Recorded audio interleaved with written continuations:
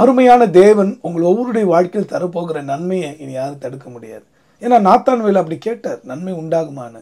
அதுக்கு அவருடைய அருமை நண்பர் பிலிப்பு சொன்ன பதில் என்ன தெரியுமா? யோவானின் புஸ்தகம் 1:46 அதற்கு நாத்தான்வேல், நாசரேத்திலிருந்து யாதொரு நன்மை உண்டாக கூடுமா என்றான். அதற்கு பிலிப்பு, வந்து பார் என்றான்.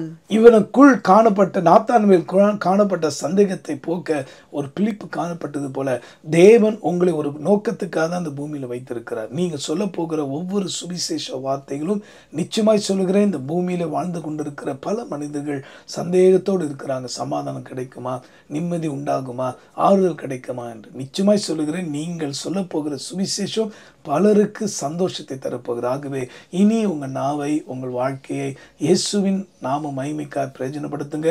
கட்டாயமாய் வந்து பாருங்க. ஆண்டவர் இயேசு உங்களை உயர்த்துவது உண்மை.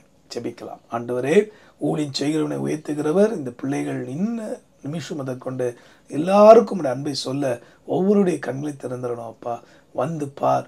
நிம்மதி இல்லாமல், சமாதானம் இல்லாமல் வாழ்கிற மக்களை அழைக்கிற ஒரு சக்தி இந்த பிள்ளைகளுக்கு தாரும். அந்த வார்த்தை கேட்டு ஜெபிக்கிற அத்தனை பேரையும் ஆசீர்வதியும். இயேசு மூலமா ஜெபிக்கிறோம் எங்க நல்ல பிதாவே. ஆமென்.